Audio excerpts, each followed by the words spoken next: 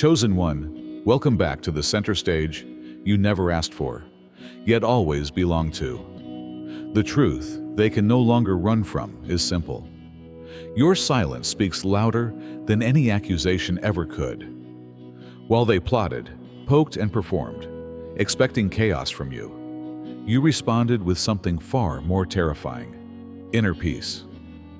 And now, even Elon Musk, a man obsessed with decoding the future, must admit, he didn't see you coming, and more importantly, he didn't think he'd have to. You see, they studied your emotions like analysts study stock charts, searching for the next dip, the next outburst. But when they pushed the buttons they thought would break you, nothing happened. That's when the real panic set in. Not because you lashed out, but because you didn't. You matured beyond their narrative. You didn't flinch. That confused them more than rage ever could. Psychology tells us that some people see peace as punishment, especially those who have never known it. So now they're pacing, overthinking, wondering who approved your emotional evolution. You became the plot twist they feared, the calm in the storm that makes the whole structure collapse. And now, even the ones who claim to control the future are forced to reckon with the one variable they overlooked: you. Are you ready to take your place at the table they tried to keep from you? Therefore, you didn't become dull when you stopped arguing, pleading, defending, or giving too many explanations. You became unreadable, enigmatic, and addicting. Since you become the spiritual equivalent of read the terms and conditions, they are unable to ignore you. Don't be fooled. Chosen ones aren't simply missing you. They're going crazy since you manage their mess like a minefield expert. They are now haunted, addicted, and secretly hoping that you will give them a lifeline by starting a little dispute. However, you advanced in level. They're stuck shadowboxing the memory of your maturity after you left the ring. Let's discuss it. First of all, you turned into the unavoidable mirror. You did so because you represented their decay, not their goodness. They believed that you were simply another simple target, someone they could agitate, control, or unsettle with their typical games. However, they were unaware that you had transformed into a live, breathing mirror, and not a flattering one, for which they were unprepared. You exposed them in a way they never anticipated when you maintained your composure, refused to respond, and held your ground when they pressed every button they could find. Your maturity spoke for you without a word, so you didn't need to shout, weep, or even explain yourself. You helped them see the aspects of themselves that they had been avoiding their whole lives. They are terrified because they had to confront their own selves, messy, insecure, envious, manipulative, and broken, while standing next to you, not because you were nasty or unkind. You didn't have to explain it. You didn't have to confront them. They couldn't conceal their dysfunction, not even from themselves, because of you. They can't stop thinking about you because of this. They are addicted as a result. It's neither hatred nor love. It's the excruciating sensation of being too obvious to someone who has never even made an effort to disclose them. The fact that you were being yourself, steady, focused, composed, and evolved, was enough to tear the mask from their faces. In actuality, the majority of individuals deliberately curate the version of themselves they like other people to view throughout their life. Wherever they go, they erect mirrors and smoke. However, your maturity sliced through their performance like a razor, so you didn't buy into any of it. The addiction is that. The fixation is that. They experienced a little bit of reality, what it's like to be seen without being judged. And because it was more about your spirit than the deed, they are unable to replicate that emotion with anybody else. And now that you're gone, they're stuck with the reflection they can't change, hide, or filter, standing in front of the mirror you held up. Secondly, your emotional intelligence is an unexpected weapon. They were certain you would blow up. They were counting on it. In the hopes that you would finally snap and give them the response they craved, they prodded, and created traps. However, you didn't. They were more frightened by your excessive composure than by your rage. They failed to see that emotional intelligence is a subtle kind of power that may be deadly to those who feed on turmoil. Their energy was greater than yours. You didn't become like them. While they were still attempting to bait you, you remained above it, assessing the situation. They didn't anticipate that portion. The majority of individuals are easily provoked because they prioritize their emotions above their thoughts. They respond to every slight, insult, and little jab. You didn't. You perceived the games as desperate attempts to gain control. And although they were still flipping checkers on the board, you remained focused and thought 3 moves ahead like a pro chess player, avoiding their trap. They are now freaking out because of this. In addition to thwarting their efforts to manipulate you, your emotional intelligence revealed their true shallowness and predictability.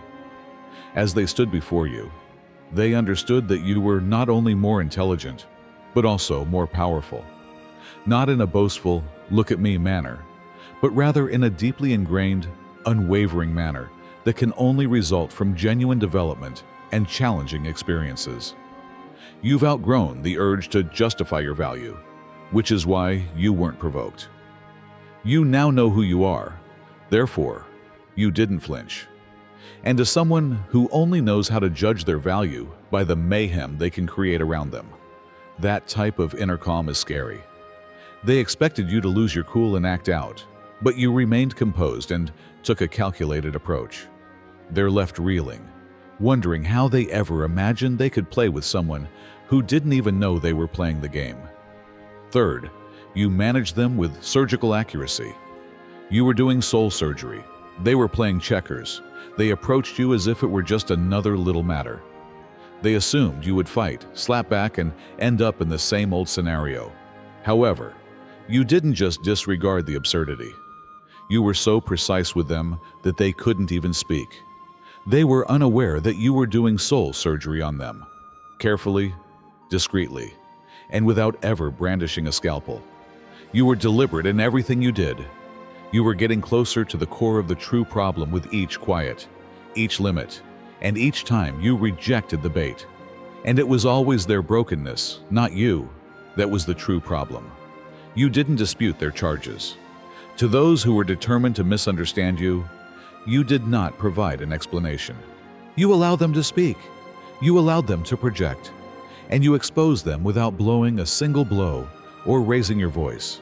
Just by remaining composed and allowing their own behavior to reveal them, you demonstrated how shallow, insecure, and desperate they really were.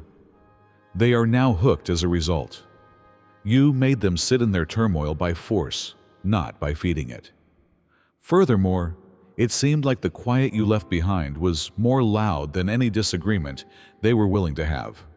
They believed they were up against someone who would snap and make it simple to place the blame on you. Rather, you provided them with nothing to cling to, no offensive language to use or inappropriate actions to criticize. Because you didn't even attend the second act of the play, you abandoned them with the appearance of the antagonist. That's true power. You saw the wider picture. Not because you want retribution. You were aware that sometimes moderation, not vengeance, wins wars. They didn't think you would move with such emotional control and intelligence.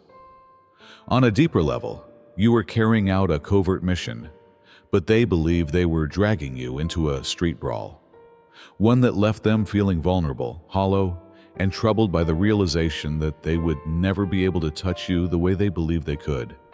And now, without ever lifting a hand, they can't stop reliving how you dealt with them. Fourth, they understand that you are the only one who can love them without having to manipulate them. They are used to arriving with restrictions, guidelines, and expectations. They are used to individuals only attending when there is something of value to them. They are used to a society where love seems more like a contract than a bond.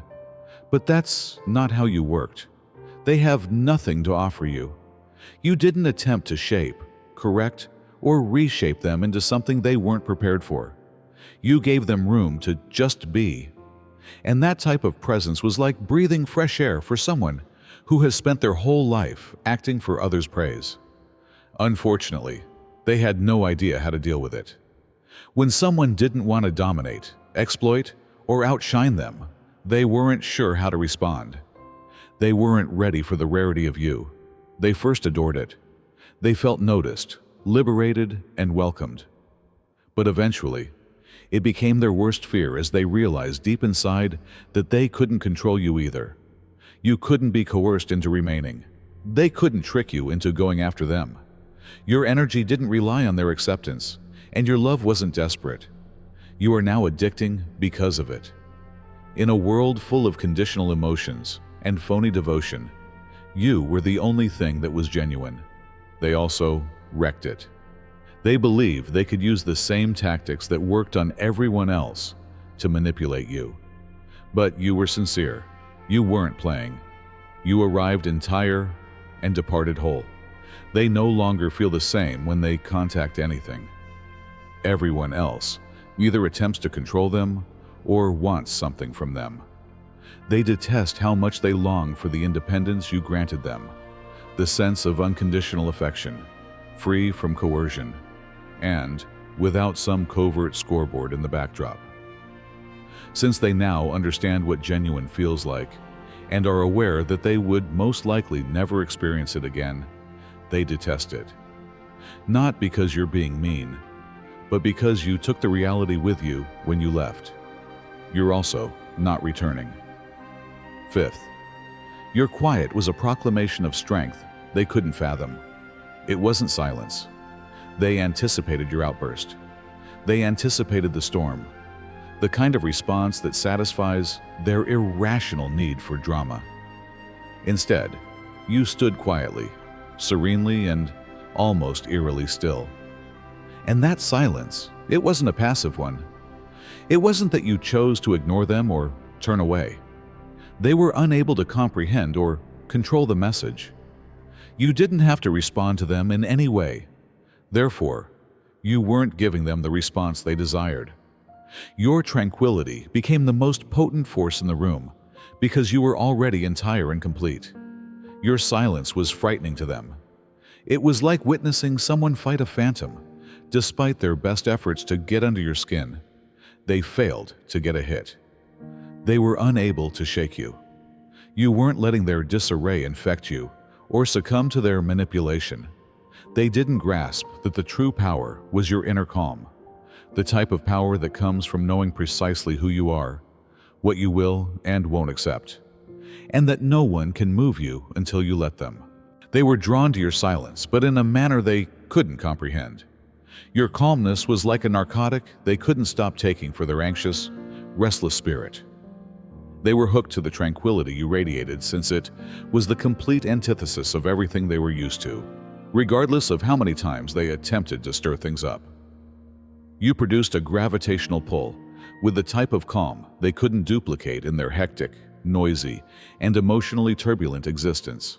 They can't let go of something they didn't realize they needed until it's gone, and now they're stuck with that yearning. You weren't weak by remaining still. Avoidance wasn't the issue. That you were in charge, that you were untouchable, and that you didn't need their turmoil to feel whole was the strongest message you could have made. While you stood as the epitome of calm, they couldn't get near enough to comprehend. You left them speechless and enmeshed in their own mess. Sixth, you understood them better than they do themselves, not merely forgave them. They believed they were deceiving you. They believed that since most people are unable to see through the smokescreen they had painstakingly created, their manipulations, deviant actions, and emotional games would be successful. You saw them, however, not just through it. They couldn't even begin to comprehend themselves because of how well you knew them, and it scared them more than anything else. You took your time judging and dismissing. You didn't respond angrily or with hate. Rather, you provided them with understanding, something they could never provide for themselves. Instead of being triggered by their dysfunction, you interpreted it with an eerie empathy after seeing the fractures in their armor, the grief they concealed, and the trauma they were unable to repair. You recognized the true nature of their actions: fear, uncertainty, and hurt, and you understood why they did them. They felt exposed by your understanding of their brokenness, as if every twisted impulse and desperate deed were being dissected, layer by layer. And it was your clarity, not your judgment, that was piercing deeply. Forgiveness in the conventional sense does not apply here. You didn't just dismiss it with a shrug. You didn't hide your pain in order to seem giving. You turned, become a spiritual surgeon instead. You moved with silent accuracy toward their wounds and dysfunction. You didn't have to confront them or yell at them. You became considerably more dangerous than any adversary because of the way you saw them and the way you comprehended the motivations underlying their behavior.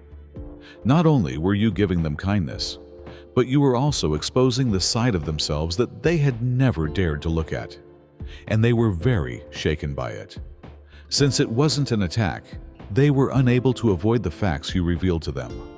The phrase wasn't harsh, and the encounter wasn't nasty. It was a silent, intrusive reality that made them examine themselves and face all the areas where they had ceased to develop. A message louder than any insult was sent by your capacity to sit with their dysfunction without taking it in or allowing it to shatter you. I see you, and I understand you more than you'll ever understand yourself. And that, there is no way out of that power. Seventh, you provided them with an experience rather than a performance, which is why they are hooked.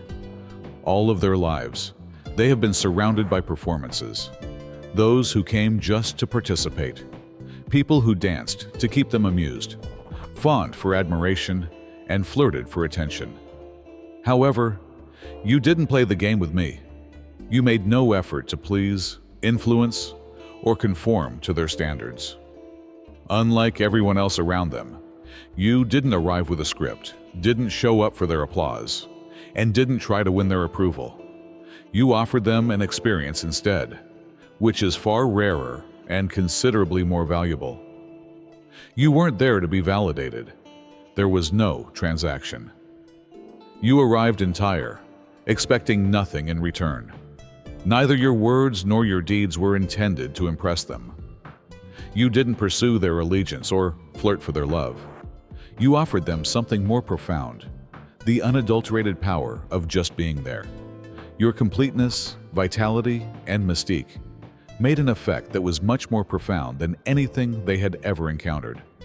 They can't let go of that aspect, because in reality, it was your essence, not your performance, that people were glued to. They were captivated by your capacity to just be, to exist without conditions, with self-assurance, clarity, and emotional depth. They were used to humans performing, bending, and acting. But there was no act with you. Additionally, they are unable to find another person to replace the void left by your departure. Oh yes, they have made an attempt. They have resorted to those that mimic the same shallow games they are most familiar with. It's not the same, however. Nothing is ever the same. You left a vacuum that is too real and too deep. Furthermore, they are unable to replicate what you provided them.